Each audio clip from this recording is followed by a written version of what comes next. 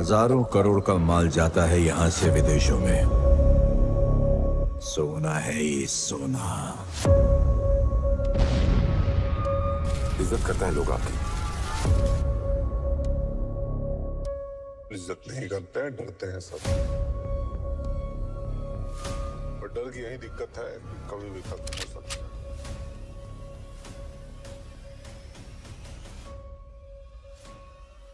आम आदमी बना स्मगलर किंग।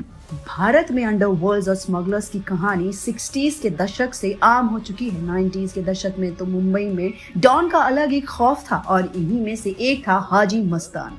हाजी मस्तान एक ऐसा आदमी था जिसने भले ही क्राइम की दुनिया चुनी, लेकिन कभी ना तो किसी की जान ली, ना ही कभी किसी को गोली मारी। हाजी मस्तान को स्मगलर किंग कहा जाता है, जो मुंबई का सबसे पहला अंडरवर्ल्ड डॉन कहलाया। हाजी मस्तान का जन्म साल 1926 में तमिलनाडु में हुआ था। हाजी अपने पिता के साथ साल 1934 में मुंबई आया था। उसके पिता हर दिन मेहनत करते थे क्योंकि उनके परिवार की हालत अच्छी नहीं थी। साल था 1944। हाजी अब 18 साल का हो चुका था और उसने अब कूली की नौकरी करनी शुरू कर दी थी। हाजी मुंबई डॉक्स पे कूली का काम करता था। इसी बीच हाजी मस्तान की मुलाकात गालिब शेख नाम के आदमी से हुई। गालिब ने हाजी को बताया कि उसे एक खास सामान यानी सोने की महंगे बिस्किट्स और घड़ी को उठाना होगा। हाजी तुरंत राजी हो गया। कई बार सामान उठाते उठाते हाजी की गालिब से गहरी दोस्ती हो गई। कूली का काम करते करते हाजी मस्तान का मन लग चुका था।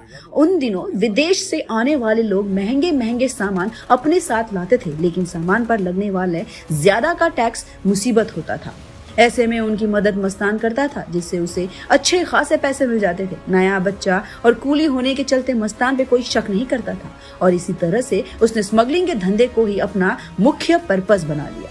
साल 1950 तक हाजी मस्तान की जिंदगी बदल चुकी थी। साल 1956 में मस्तान की दोस्ती स्मगलर सुकू नारायण से हो गई, जो गुजरात का फेमस स्मगलर था। सुकू नारायण की दोस्ती मस्तान के लिए फायदे की रही। दोनों अब मिलकर स्मगलिंग के धंधे में खूब पैसे कमा रहे थे। इसी सीन के बाद हाजी मस्तान के नाम के आगे माफिया लग गया था। कहाँ गरीब मस्तान 70s के दशक में अमीरों की जिंदगी जी रहा था। स्मगलिंग के धंधे में अपनी पकड़ बिठा चुका हाजी मस्तान अब डिजाइनर सूट्स पहनकर मर्सिडीज में घूमने लगा था।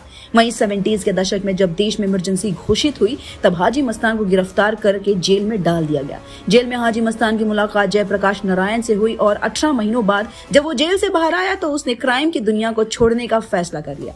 हाजी मस्तान ने क्राइम की दुनिया को छोड़ने के बाद अपनी एक राजनीतिक पार्टी भी बनाई, जिसका नाम दलित मुस्लिम सुरक्षा महासंघ रखा गया था। पार्टी ने चुनाव भी लड़ा, लेकिन कामयाबी नहीं मिली। अपनी जिंदगी के आखिरी दौर में हाजी अपने परिवार के साथ रह रहा था और साल 1994 में हाजी की हार्ट अटैक से मौत हो गई।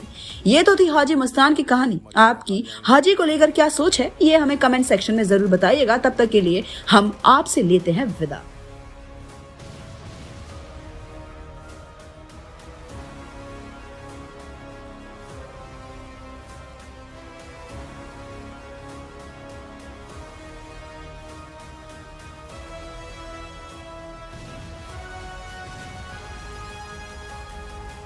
रॉकी अभी जिंदा है।